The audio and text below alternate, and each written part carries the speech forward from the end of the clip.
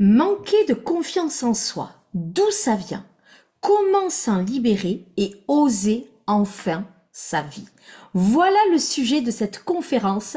Bonjour à toi, je suis Vanessa Gonzalvo, fondatrice et présidente de Vibra Coaching, une entreprise spécialisée en psychothérapie, en coaching, pour toi, la femme qui veut enfin se libérer de tous ces traumas, de toutes ces blessures, pour enfin oser être toi.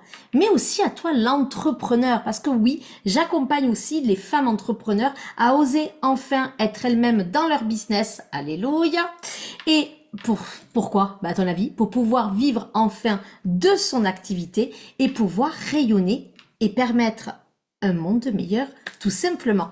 Et aussi, j'accompagne, oui, parce que chez Vibra Coaching, il y a 3 axes de travail. La psychothérapie pure et dure avec le coaching, bien évidemment, pour toutes les femmes. Le coaching business et thérapeutique, je tiens à le dire, pour les entrepreneurs. Et aussi, la formation pour toi, futur thérapeute ou toi, peut-être que tu t'es formé à des outils thérapeutiques, mais tu sens qu'il te manque vraiment une posture de thérapeute, ça tombe bien. J'ai créé mon institut de thérapie au cœur de l'âme et je te permets à toi de t'y former puisque tu peux désormais, ça fait quelques temps maintenant, tu peux y rentrer quand tu souhaites dans cet institut de thérapie où je t'accompagne en individuel et en personnalisé. Alors Aujourd'hui, j'avais vraiment envie de te parler d'un sujet qui me tient à cœur et qui est un sujet, on va dire, complètement bateau. Oui, il faut quand même dire ce qu'il faut dire. C'est complètement bateau de parler de la confiance en soi. Et pourtant, c'est un sujet indispensable à ton bien-être émotionnel et à une santé mentale, enfin, en sécurité et en paix. Alors aujourd'hui, on va aller voir un petit peu tout ce qui se cache derrière cette confiance en soi.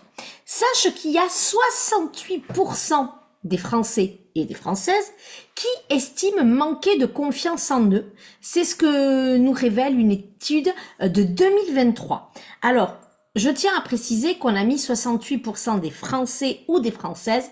Sauf que il y a beaucoup plus de femmes qui manquent de confiance en elles et on appelle beaucoup ça dans le jargon, on va dire thérapeutique, mais surtout dans le jargon entrepreneurial, dans la sphère professionnelle, c'est ce qu'on appelle le syndrome de l'imposteur. Ce syndrome-là de l'imposteur, vraiment, toutes les femmes entrepreneurs l'ont. Mais toutes, c'est sûr et certain. Mais pourquoi? Parce qu'il y a plusieurs explications, mais un des facteurs les plus grands, c'est que de toute façon, nous sommes dans une société patriarcale depuis des centaines d'années, je ne dis pas la nuit des temps, et donc forcément, qu'est-ce qui se passe? Il se passe que les hommes, eux, on leur a appris, comme si ça faisait partie de leur patrimoine génétique, que la confiance en eux, pourquoi douter d'eux? Parce que ils ont tout, ils ont les capacités, alors que nous, les femmes, on est tout le temps en train de prouver les choses. Alors justement, on va voir un petit peu qu'est-ce que c'est que la confiance en soi. Mais d'abord, j'ai une question. Est-ce que ça t'est déjà arrivé de te sentir paralysé devant une décision? De douter de chaque mot que tu prononces ou de chaque pas que tu fais? Ou de douter de toi? C'est-à-dire, est-ce que je suis trop? Est-ce que je suis pas assez? Est-ce que tu as ce sentiment d'être toujours en retrait, jamais à la hauteur, et que même des choses qui pourraient paraître banales ou simples, pour toi, ça devient insurmontable? Le manque de confiance n'est pas un simple trouble intérieur, il va s'infiltrer dans toutes les sphères de ta vie, que ce soit la sphère relationnelle. Ça va même freiner tes ambitions. Ça va te murmurer à l'oreille que tu n'es pas assez bien pour ce poste, que tu ne peux pas avoir ces rêves-là, que l'argent que tu mérites, c'est pas pour toi. Pourtant, il peut devenir un point de départ vers une nouvelle version de toi-même. Même si je n'aime pas trop ce terme-là de nouvelle version de soi-même, mais c'est un petit peu une réalité. Chaque doute, chaque hésitation porte en toi et porte en elle surtout. On va plutôt le mettre comme ça. Chaque doute que tu portes, chaque hésitation, c'est une opportunité de changement. C'est une chance de construire une estime de toi plus forte et plus durable. Alors, est-ce que tu es prête à explorer les clés pour renforcer ta confiance et te libérer du doute? Est-ce que tu es prête à ça? J'espère que tu dis un grand oui. Alors, je t'invite à prendre de quoi noter, d'accord? Un petit cahier, un petit stylo, pourquoi pas? Prends-toi de l'eau quand même.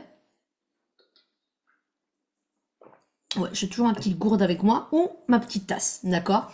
Et on va débuter. La confiance en soi, déjà, c'est quoi?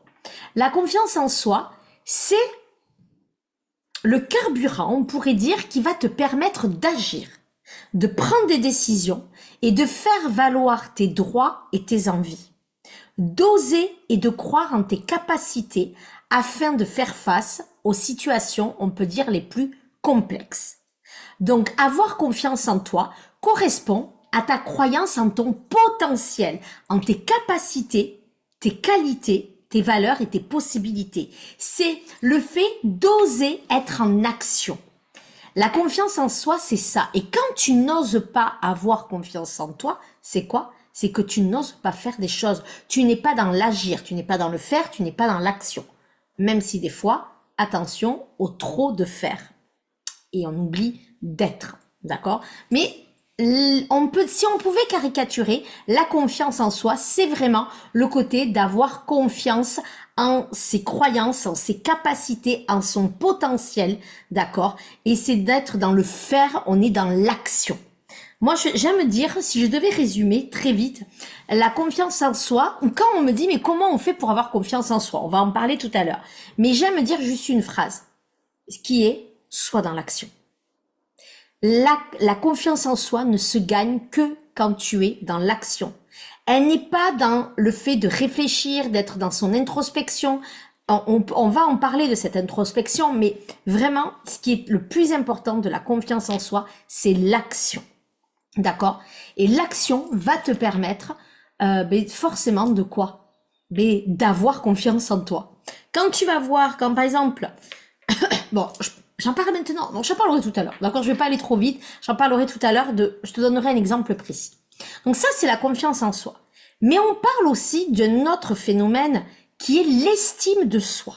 Je voudrais quand même reprendre cette définition de l'estime de soi parce que c'est vraiment très important.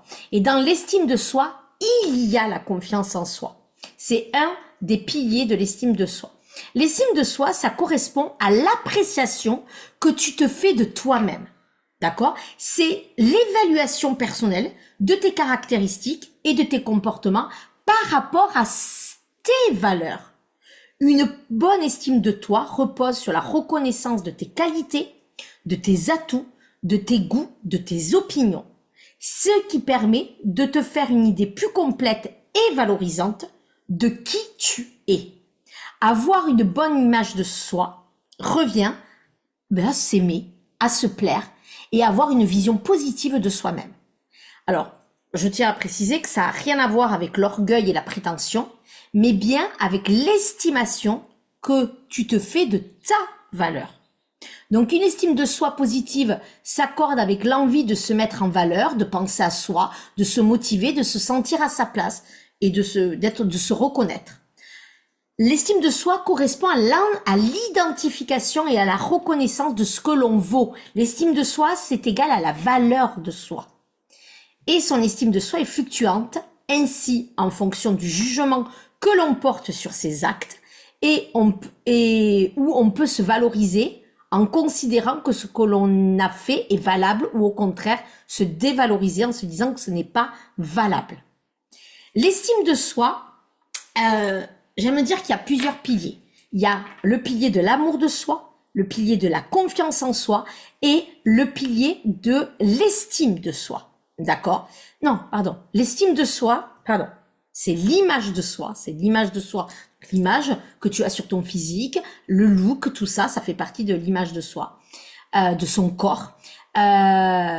Donc j'ai dit, l'estime de soi, c'est l'image de soi, l'amour de soi, l'amour que tu te portes, et la confiance en soi. Et la confiance en soi, c'est le fait d'être en action et d'avoir confiance en ses capacités. Et donc l'estime de soi, c'est la valeur de est-ce que je suis une bonne ou une mauvaise personne. par rapport à ce que tu as fait et ce que tu es. D'accord? On est dans l'être. Je vais te montrer un petit tableau. Je pense que ça peut être intéressant de te le montrer. Donc, j'espère que tu le vois en grand. Je ne sais pas.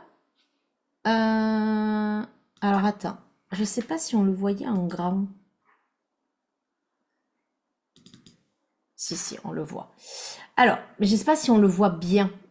C'est ça qui m'embête. Je ne sais pas si tu le vois bien.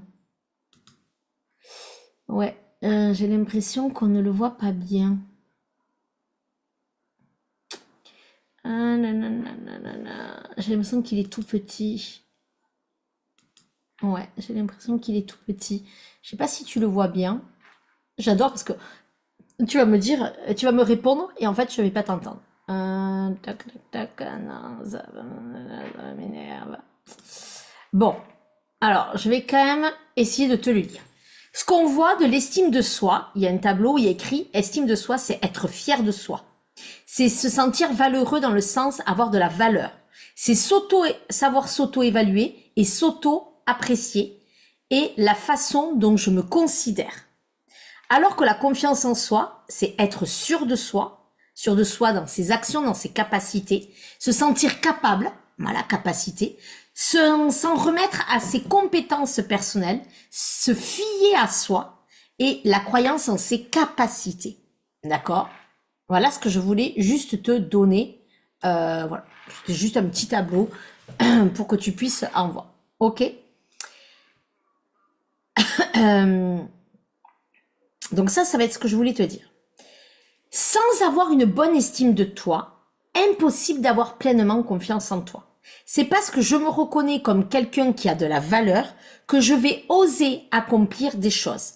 Ainsi, je sais que j'ai du potentiel et des ressources et je m'appuie dessus lorsqu'il faut agir.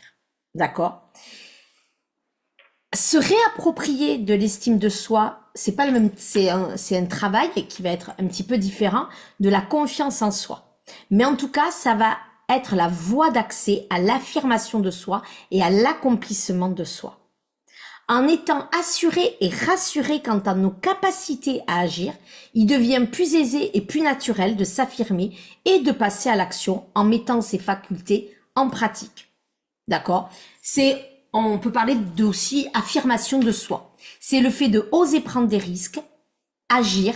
Ça va nous apporter une satisfaction personnelle qui va entretenir une bonne image de nous-mêmes. Donc, une bonne estime de soi.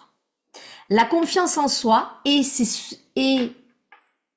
comment je pourrais dire? La confiance en soi est ce que nous en faisons, tandis que l'estime de soi, c'est ce que nous sommes. Ouais, voilà.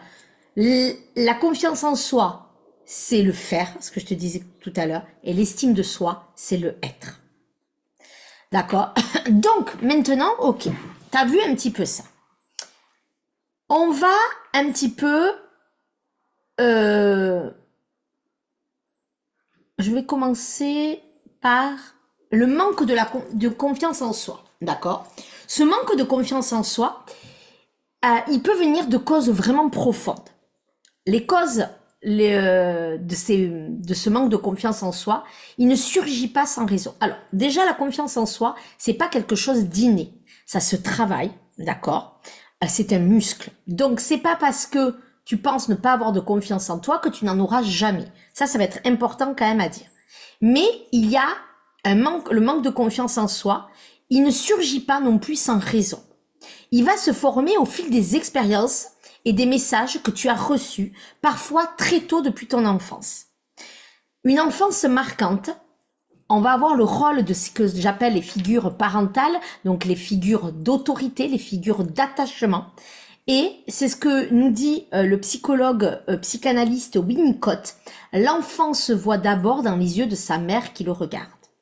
Si ce regard de cette figure d'attachement Alors les figures d'attachement, j'en ai fait des audios Telegram pour ceux qui me suivent sur mon canal Telegram qui est gratuit, mais j'en parle beaucoup aussi dans mes accompagnements. Ça, c'est quelque chose qu'on travaille énormément, la confiance en soi, l'estime de soi, les figures d'attachement, nos blessures, puisque c'est mon métier, moi, en tant que psychothérapeute, c'est vraiment mon métier de base, la thérapie, l'analytique, la cognition, puisque je fais de la thérapie cognitive, c'est-à-dire l'analyse des pensées et ensuite comportementale.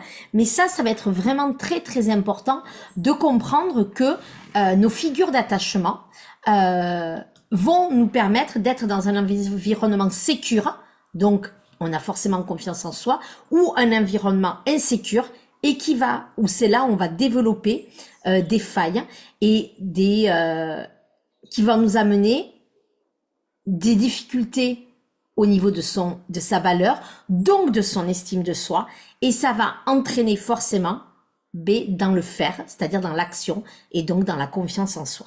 D'accord ? Donc si ce regard de la figure d'attachement est rempli de critiques, de jugements ou d'indifférence, ça peut engendrer des croyances, et ça va engendrer des croyances négatives sur qui on est, donc sur notre valeur, donc sur notre estime de soi, et ce qui va avoir des conséquences sur le fait qu'on ne va pas oser agir, donc sur la confiance en soi. Donc ces traumatismes précoces, ce manque de soutien affectif, ou ces messages des fois implicites, inconscients qui arrivent après à nous, laissent entendre une inadéquation personnelle qui façonne durablement, négativement, l'estime de soi. Et ces blessures invisibles deviennent souvent les fondations d'une peur persistante d'échouer ou d'être rejeté à l'âge adulte. Donc ça va être vraiment très très important. Et ensuite, il y a d'autres facteurs que les figures d'attachement ou d'autorité, c'est-à-dire nos parents. Ça peut être des figures d'autorité à l'école. Ça veut dire un professeur qui va nous dénigrer, qui va nous faire sentir moins bien, qui va tout le temps être dans la critique. Donc ça va avoir des vraies conséquences sur notre estime, donc notre valeur et notre confiance en nous, et donc sur nos capacités. Et aussi, si on a du harcèlement, et ça peut même subvenir à l'adolescence. Il n'y a pas que l'enfance. Il y a malheureusement des fois une vraie cassure, il y a soit un avant et un après, des fois, de l'enfance à l'adolescence. Ça peut aussi arriver avec, en amour, les premiers amours, des fois peuvent avoir des grandes failles, ça peut nous traumatiser, etc., etc. Donc ça va être important de vraiment le comprendre. Donc, et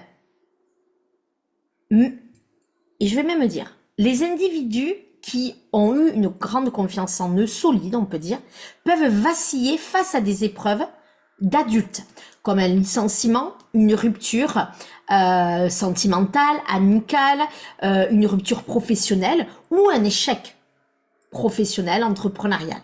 Et ces revers, et ça peut être aussi des échecs sportifs aussi. On le voit beaucoup avec les grands sportifs. Ces revers, en s'accumulant, nourrissent une spirale de doute, mais aussi de procrastination. La procrastination, c'est le fait de remettre tout le temps au lendemain. Mais c'est souvent, la procrastination est souvent due à des peurs. Voilà, la peur de l'échec, la peur de mal faire, etc., etc.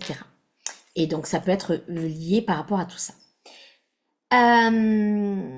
Donc ça, voilà d'où vient notre manque de confiance. Mais il peut venir aussi, et ça c'est un phénomène qui est nouveau, mais qui est là depuis une dizaine d'années, malheureusement, même s'il y a de très bonnes choses dans ce que je vais dire, mais ce sont les réseaux sociaux. Et oui, les réseaux sociaux vont avoir un vrai impact dans cette société qui est hyper connectée. Ça va amplifier, les réseaux sociaux, ce sentiment d'insécurité, de cette estime de soi, dans le fait que on va être dans cette comparaison. On est constamment exposé aux réussites des autres et ça peut avoir l'impression que nous, on n'est pas assez, qu'on n'est pas à la hauteur, tu vois. Et donc, ça va alimenter la peur de prendre des risques ou de s'exprimer pleinement. D'accord ? Donc, comme je te disais, ce manque de confiance en toi ne se limite pas à un mal-être intérieur, mais ça va avoir un impact sur tes relations, mais aussi sur tes émotions. et ça va avoir un impact dans toutes les sphères de ta vie. Amicale, amoureuse, professionnelle, si tu es entrepreneur aussi, ça peut avoir un impact sur tout, sur même ton rôle de maman, si tu es maman, sur l'argent, sur toutes les sphères. D'accord? Le manque de confiance en soi, il agit comme une prison mentale. Il piège la personne dans une boucle de rumination, de doute et de comportement d'évitement. On est dans l'évitement. Ou anxieux pour certains aussi. Chaque occasion manquée alimente la culpabilité et renforce la peur d'essayer à nouveau. Donc, ça va engendrer ce mécanisme répétitif, ça peut conduire à des troubles anxieux, des troubles psychologiques, comme de l'anxiété chronique, comme des crises de panique, des dépressions, des phobies. Vraiment, ça c'est important de ne pas prendre à la légère le manque de confiance en soi. Que ce soit pour toi ou peut-être pour des gens de ton entourage ou de tes enfants. Il faut vraiment le prendre en compte. Dans tes relations, ça peut avoir un impact dans le fait de ne pas se sentir à la hauteur ou d'être rejeté et ça va t'empêcher de t'affirmer, d'oser dire ce que tu penses, qui tu es aussi. Tu vas être tout le temps dans le oui, tu vas accepter tout le temps les choses ou de poser des limites par exemple. Et donc ça va entraîner des dynamiques relationnelles qu'on dit déséquilibrées où les besoins des autres prennent systématiquement le pas sur les tiens. D'accord. Dans la sphère du travail, ça va être, on peut le voir dans le côté d'une hésitation à prendre des initiatives, une peur à dire ses idées, une peur à s'exprimer, ou un évitement des opportunités, ou même d'un avancement, tu vois. Et donc, tu vas avoir un sentiment d'incompétence, voilà. Dans le milieu de l'entrepreneuriat, ben ça va avoir un impact très grand parce qu'en fait là l'entrepreneuriat tu es ta propre patronne et donc ça va avoir un impact sur la viabilité, c'est pas la fiabilité, mais la viabilité bien évidemment de quoi? Mais de ton chiffre d'affaires et de ton entreprise. Donc le manque de confiance ça va être quoi? Ben le manque de confiance ça va être tout simplement de s'exprimer aussi sur les réseaux sociaux parce que si tu as une entreprise qui te demande de t'exposer et de montrer ton travail sur les réseaux sociaux, mais tu ne vas pas mettre de stratégie en place. Tu vas pas te sentir à la hauteur, tu vas pas pouvoir faire de live, tu vas pas mettre des posts, etc., etc. Et même, tu vas te dire que tout le travail que tu fais avec ta clientèle, mais ça vaut rien. Voilà. Donc ton estime va diminuer et si ton estime n'est plus là, ta confiance n'est plus là. Donc ça va être vraiment important de travailler sur ça. Donc moi, ce que je vais te demander aujourd'hui, c'est d'identifier les origines de ce manque de confiance en toi et les répercussions que ça a eu. Parce qu'en fait, pour reprendre le contrôle de sa vie, il faut avoir un regard honnête et factuel sur tes expériences, sur ce que tu as vécu, sur les origines donc de ce manque de confiance, de ce que tu te rappelles bien évidemment. Ça peut être des événements très récents, mais essaye de voir s'il n'y a pas du plus loin. Parce que ça en fait, et ensuite je veux que tu notes quelles sont les répercussions aujourd'hui sur ta vie. D'accord?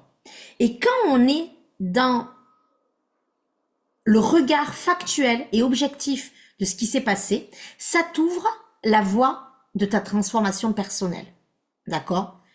Ou ensuite, tu vas pouvoir aller travailler pour reprendre confiance en toi. Et ça, honnêtement, c'est un des premiers exercices que l'on fait en thérapie quand on parle de la confiance en soi. On va toujours voir l'origine de ce manque de confiance en soi. Parce que sans savoir d'où ça vient, en fait, on garde en nous, et des fois ça peut aller même jusqu'au transgénérationnel. Donc c'est hyper important d'aller travailler et d'aller voir les différentes sources de ton origine de ce manque de confiance. Mais après, je le dis bien, la confiance en soi, c'est un muscle. Donc c'est à force de répéter les choses que tu vas pouvoir vraiment prendre cette confiance et être dans plein potentiel. D'accord? Donc ça c'est important. Donc première question que je te pose, c'est ça. Ok?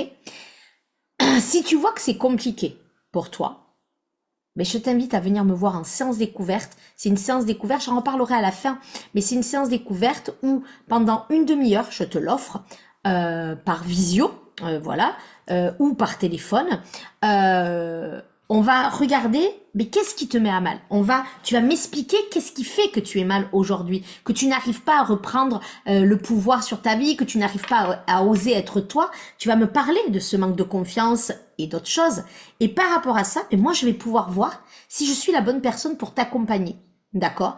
Et ensuite, bah, si c'est OK, ben on va travailler pendant 6 mois ensemble. D'accord? 6 mois d'accompagnement. Tu vas voir à quel point c'est puissant, puisque la manière dont j'accompagne est extrêmement puissante et les personnes qui travaillent avec moi sur 6 mois ou un an et demi, parce qu'en thérapie, on travaille, je fonctionne par 6 mois, mais on peut travailler jusqu'à 2 ans ensemble. Et là, je peux te dire il y a une métamorphose hyper puissante et c'est presque même, on se dit, mais comment ça se fait qu'avant j'étais comme ça? Mais avant, il y avait des mécanismes de défense, il y avait de l'auto-sabotage, il y avait des loyautés. Et sans ça, sans mettre des mots sur ça, sans avoir ces prises de conscience, on ne peut pas les guérir et libérer. Et ensuite, on ne peut pas mettre en place des actions concrètes, de l'ancrage positif qui va te permettre d'être pleinement toi. Ça, c'est hyper important. Donc, n'oublie pas de réserver ta séance découverte. Je t'ai tout mis dans le descriptif et tu verras, c'est offert. 30 minutes. Je pense que c'est vraiment important pour toi pour avancer vraiment. OK? Donc, je compte sur toi pour te prendre en main et de ne plus laisser ton passé diriger ton présent et ton futur. OK? Donc, on en était où? On en était dans les origines et les répercussions de ce manque de confiance. Donc ça, c'est l'exercice que je te demande. Le manque de confiance en soi ne se remarque pas toujours au premier abord, mais il peut se manifester de façon silencieuse, sournoise même, et intense. En fait, c'est comme s'il y avait un petit j'allais dire chat GPT, non, un petit Gepetto là, j'allais dire chat GPT, quoi il s'appelle, dans Pinocchio là, sa petite truc qui te dit, bah tu vaux rien, t'y arriveras pas, t'es de la merde, t'es nul, d'accord? Et donc ça, qu'est-ce qui va se passer? Ça peut avoir les manifestations, ça peut être de la timidité excessive, la peur du regard de l'autre, d'accord? Souvent, moi j'entends des gens qui disent qu'ils ne supportent pas quand ils arrivent dans une salle pleine de monde où les regards se croisent, ça ils supportent pas. Prendre la parole, alors je répète, alors ça c'est hyper important, prendre la parole face à quelqu'un, face à un auditoire, elle fait partie des 3 premières peurs des adultes et même des enfants. Donc c'est normal que prendre la parole devant du monde, c'est normal que ça fasse peur. D'accord? Même des personnes qui peuvent avoir confiance en soi. C'est normal. Parce que c'est le regard de l'autre qui bloque. D'accord? On a cette peur d'être observé, d'être jugé, d'être critiqué. Et c'est une réalité aussi. D'accord? Parce que il y a des gens qui critiquent. Mais c'est passé au-delà de ça. D'accord? On peut avoir des doutes persistants. C'est-à-dire faire des choix, c'est très compliqué. Voilà. Donc dépenser comme l'hamster là qui arrête pas de courir, on a tout le temps des pensées tourbillonnantes, avec des questions comme si c'était est-ce que si je me trompe, qu'est-ce qui va se passer, ou suis-je vraiment capable? Et tout ça, ça va fragiliser ta confiance en toi et ça va mettre un climat d'hésitation et même de peur. D'accord?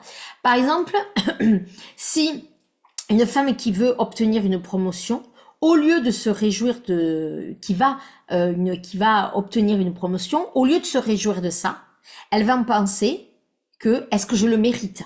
Est-ce qu'ils font pas une erreur? Est-ce que je vais être à la hauteur? Tu vois, des choses comme ça. Et en fait, c'est ce dialogue intérieur qui est nourri par de l'autocritique excessive et qui efface vraiment toute cette estime de soi et ça va brouiller à un moment donné tes capacités. D'accord? Donc ça va être vraiment important. Tu vas avoir un sentiment d'infériorité parce que tu vas te comparer sans cesse aux autres. Tu vas surévaluer ou survaloriser les autres alors que toi, tu vas te trouver tout le temps des défauts. D'accord? Tu vas te critiquer, mais tu vas craindre aussi la critique. D'accord?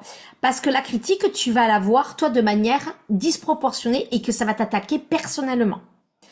Le manque de confiance, c'est aussi peut-être fuir le conflit. Ça veut dire que tu ne vas jamais argumenter, tu vas jamais défendre ton point de vue, tu ne vas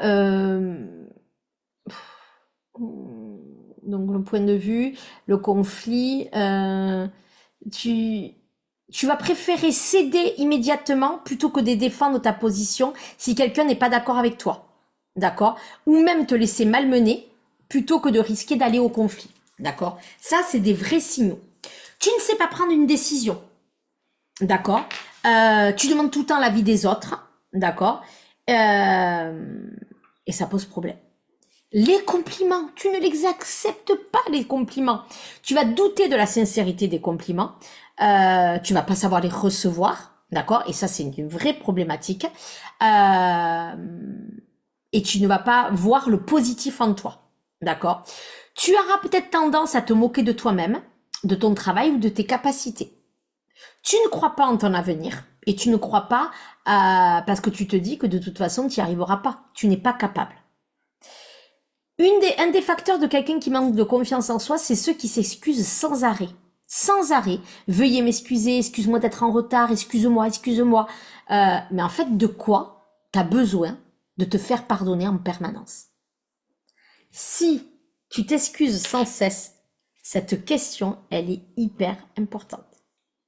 Quand tu t'excuses sans cesse, alors s'excuser de temps en temps, c'est pas ça le problème, hein, on est bien d'accord. Voilà. Mais ceux qui s'excusent en permanence, mais tout le temps, et tu dois le savoir, ou si on te fait la remarque que tu es tout le temps en train de t'excuser, demande-toi de quoi tu as envie de te faire pardonner en permanence. Ça, c'est une vraie question d'introspection qu'on pourra voir en accompagnement. Ça, je pense que même dans la séance découverte, tu pourras me la dire, celle-là, d'accord? Donc ça pourrait être important. Et il y a un des facteurs aussi où on manque de confiance en soi. Mais ça, c'est un manque de confiance en soi qui est beaucoup plus subtil. C'est les personnes qui reportent tout le temps la faute sur les autres.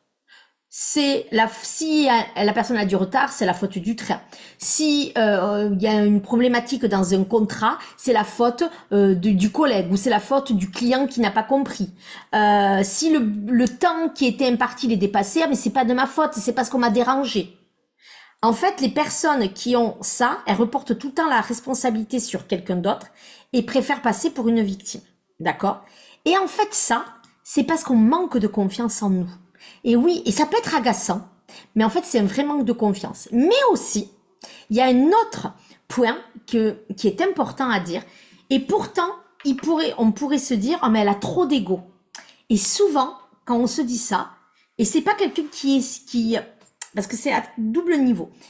Ça va être quelqu'un qui va tout le temps diminuer l'autre. C'est-à-dire, toi, ça fait combien de temps que tu fais du ski? Ah, moi j'ai commencé en grande section de maternelle. Ah, mais moi j'ai commencé en CP. Ah, mais je suis sûre que je suis meilleure que toi. En fait, c'est tout le temps diminuer l'autre. C'est-à-dire, t'as eu combien? Ça va être par exemple des ados, hein, ou à la fac, ou partout, ou si, peut-être un dossier. Ah, t'as eu les félicitations? Ah oui, non, mais moi je les ai pas eu, mais parce que, voilà. En fait, oui, mais toi, c'était plus facile.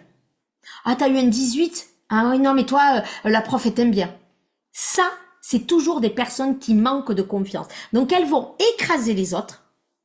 Elles vont vouloir diminuer l'autre pour se redorer un peu l'ego, mais parce qu'en fait, elles manquent terriblement de confiance en elles.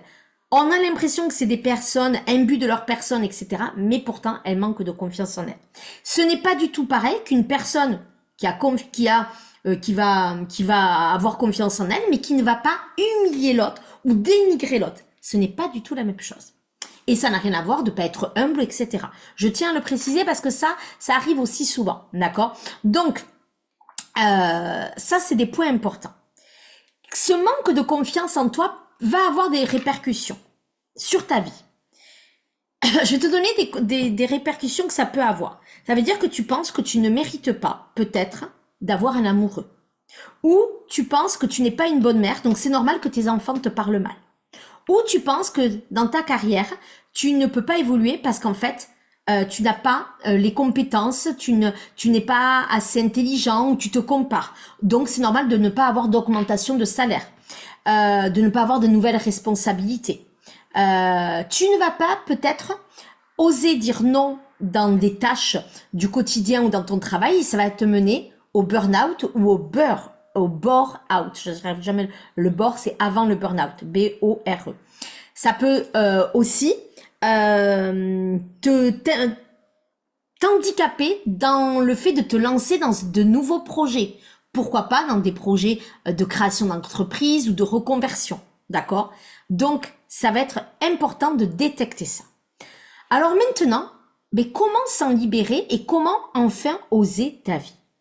Déjà, premier point, c'est d'être accompagné, d'accord? En thérapie cognitive et comportementale, c'est en TCC, c'est ce que moi je travaille, mais c'est aussi la théorie d'acceptation et d'engagement, d'accord? Et ça, c'est hyper important pour pouvoir renforcer ta confiance en toi. Donc déjà, ça va être d'être accompagné.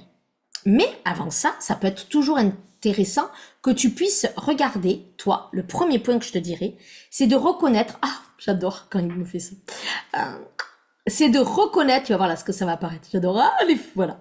On va reconnaître et accepter tes pensées limitantes, d'accord?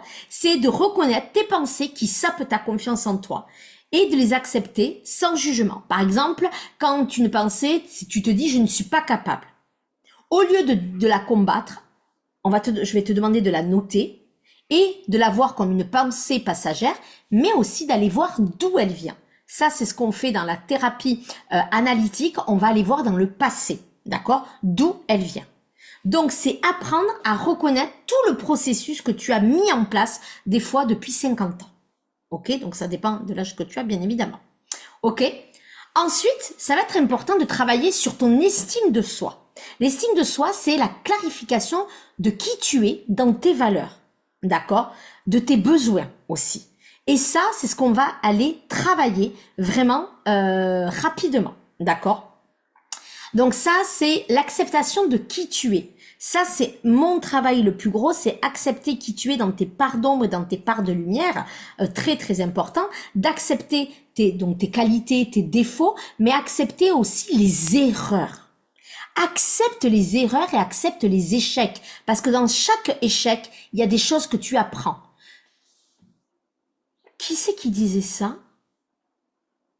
C'est Serena Williams, il me semble, il y en a plein d'autres qui l'ont dit, hein. Il n'y a pas qu'elle, mais qui disait « Je ne perds jamais un match de tennis. Soit je le gagne, soit j'apprends de ses erreurs et de ses échecs. » Donc ça va être important. Et ça fait partie de la vie, d'accord? Échouer, pas s'échouer. Échouer n'est pas une fatalité. L'échec, c'est comme un compagnon de vie depuis toujours. Donc, les premières fois que tu as loupé sur le vélo, quand tu as dû enlever les petites roues, ton premier rendez-vous, ton premier entretien d'embauche, ça n'a pas été que des réussites, d'accord? Mais il n'y a pas de honte à avoir, parce que ça te permet de t'améliorer. Et vraiment, ça, c'est important. Donc, c'est être beaucoup moins dur avec toi-même, beaucoup plus tolérant et te mettre moins de pression. D'accord? Ça va être important. Et au lieu de ruminer tes erreurs, c'est les observer et être honnête avec soi-même. D'accord? Dans le mot confiance en soi, il y a le mot soi. Et le mot soi, c'est-à-dire c'est toi. D'accord? Donc, tu dois apprendre à t'écouter. Qui d'autre que toi sait ce qu'il te faut? On est d'accord? D'accord? Pour être toi-même et pour être épanoui. Donc, ça va être temps que tu écoutes ton intuition. Ça va être un moment que tu écoutes ton cœur. Oui, tu peux demander l'avis de ton entourage pro, perso. Mais si toi, tu sens que c'est autre chose, écoute-toi. Tu as le droit d'avoir ta propre opinion. Tu as le droit d'avoir ton propre avis et tu as le droit de prendre tes propres décisions par toi-même. Et c'est ça qui va te permettre d'être dans cette confiance en toi. Même s'il y a des échecs, c'est normal, d'accord? Mais ces échecs-là vont te permettre de rebondir. Donc ça, c'est très, très important. Ensuite, quand tu as mené quelque chose, un projet, peu importe lequel, moi, je vais t'inviter à faire un bilan. Et dans le bilan, il va avoir les choses positives et les choses à améliorer. Mais dans tous les cas, il y a à se féliciter de ce que tu as accompli. Peu importe, d'accord? Et de voir là où tu peux améliorer. Et c'est comme ça que tu vas gagner confiance en toi. C'est comme ça que tu vas être fier de toi, peu importe le résultat obtenu. D'accord? Pour la confiance en soi, un des exercices qu'on travaille beaucoup en thérapie comportementale, c'est de noter une dizaine d'actions que tu aimerais réaliser. Et dans ces 10 actions, tu vas noter le niveau. 1 étant le niveau le plus faible, et 10 étant le niveau le plus difficile, que tu estimes dans les actions. Et je vais t'inviter à commencer par les actions les plus simples, qui te demandent le moins d'efforts. Comme ça, petit à petit, et bien, première action, si c'est aller manger toute seule dans un restaurant ou aller au cinéma toute seule, et bien tu vas le faire. Et tu vas te rendre compte, et après c'est faire le bilan à chaque fois de te dire, en fait, là je suis fière de moi. Ok? Et ça va être hyper important. Ok? Donc, je le répète, la confiance en soi, il n'y a que l'action qui permet de gagner confiance en soi. D'accord? Ensuite, ça va être de se fixer des objectifs réalistes et réalisables. C'est pour ça que je te disais de faire les choses étape par étape. Parce que petit à petit, tu vas pouvoir augmenter. C'est aussi affronter tes peurs en prenant des risques. Je ne le rappellerai jamais assez, mais derrière les peurs, il y a toujours le bonheur. Derrière les peurs, il y a toujours la confiance en soi. Derrière les peurs, il y a toujours l'épanouissement. La confiance en les peurs, il n'y en a que 2% qui se réalisent. Donc les 98% de tes peurs, ce sont des films que tu te fais. C'est ton insécurité qui parle. Ce sont les expériences du passé. Mais je te rappelle que tu n'es plus la même qu'il y a même une semaine. Donc je vais t'inviter à vraiment te dire ok. Alors ça va dépendre des peurs. On y va étape par étape avec des objectifs et des actions réalistes et réalisables. Mais ça va être important. Dans la confiance en soi, ça n'exclut pas de oser demander de l'aide. On aimerait tout le temps se débrouiller seul, comme par exemple avec la blessure de trahison qui a ce besoin de contrôle et qui n'aime pas demander de l'aide parce qu'il n'aime pas paraître vulnérable et qu'il n'est pas dans le soi fort. Mais pourtant, solliciter une aide extérieure peut se révéler indispensable. Comme ici, si tu travailles en thérapie avec moi, c'est une aide. Et ça te permet d'avancer. Et le fait d'être avec une tierce personne ou un groupe de personnes, en fait, ça va t'aider à voir que tu n'es pas seul, à être compris, comprise, et ça va te permettre d'avancer. Et le fait d'avancer, tu vas gagner confiance en toi. Et donc ça, c'est important. Et le dernier point, c'est de penser positif et d'être bienveillante envers toi-même. Ok. J'aime dire qu'il y a souvent du positif même dans des choses malheureuses, mais des fois, c'est pas vraiment vrai. Mais on peut garder à cet esprit-là quand même, malgré tout. Ok. Donc voilà ce que je voulais te dire. Donc, en tout premier lieu, va voir d'où vient ce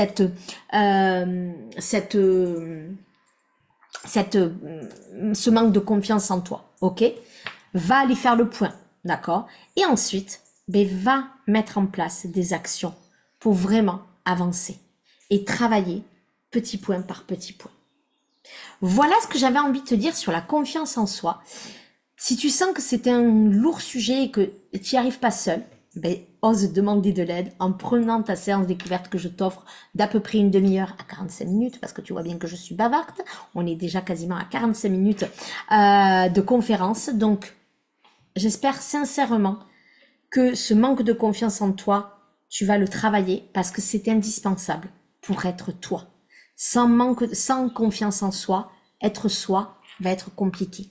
Attention, dernier point, la confiance en soi, elle peut fluctuer au fur et à mesure de ta vie et selon les sujets. Tu peux avoir confiance en toi dans ton rôle de mère, mais ne pas avoir du tout confiance en toi dans ton boulot. Et puis, dans ton boulot, tu peux avoir confiance en toi, mais si tu as un nouveau poste qui arrive ou de nouveaux projets ou des nouveaux clients, tu peux perdre ta confiance en toi. Mais comme c'est un muscle, et en reprenant, et en travaillant, et en étant investi, je peux te promettre que tu peux arriver à gagner confiance en toi, et forcément, ça va aider ton estime de soi. Et cela va te permettre d'être pleinement toi. Voilà ce que j'avais envie de te proposer. Tout cela, c'est ce qu'on travaille en psychothérapie avec les femmes. C'est ce qu'on travaille aussi avec les femmes entrepreneurs. Parce que pour être soi dans son business, il faut avoir confiance en toi. Et comme je t'ai dit au tout début, il y a plus de 70% des femmes entrepreneurs, et non, il y a plus de 70% de la population qui a un manque de confiance en soi. Et dans les femmes entrepreneurs, c'est 100% des femmes entrepreneurs qui ont à un moment donné le syndrome de l'imposteur, qui ont à un moment donné ce manque de légitimité. Donc, je t'invite vraiment à le travailler. Et dans mon institut de thérapie, au cœur de l'âme, pour former les thérapeutes, c'est un des sujets qu'on parlera, c'est un des sujets qu'on parlera parce que je te parlerai de cette confiance en soi. Tu pourras reprendre déjà cette conférence en tant que thérapeute, mais ensuite, je t'expliquerai en thérapie comment on travaille concrètement ça. Et ça, c'est très, très intéressant. Voilà ce que j'avais envie de te proposer. Donc, j'ai hâte de voir tes progrès. N'hésite pas à m'envoyer un message, bien évidemment, un commentaire. Et si toi, tu sens que c'est le moment, eh bien, on se retrouve, bien évidemment, en séance découverte que je t'offre vraiment. Donc, envoie-moi un petit message pour qu'on, ensemble, on puisse te permettre d'être pleinement toi. Je t'embrasse et je te dis à très vite pour une nouvelle conférence. Et si tu as envie que je parle d'un sujet précis en conférence, n'hésite pas à venir me le dire en commentaire. Je t'embrasse et je te dis à très vite.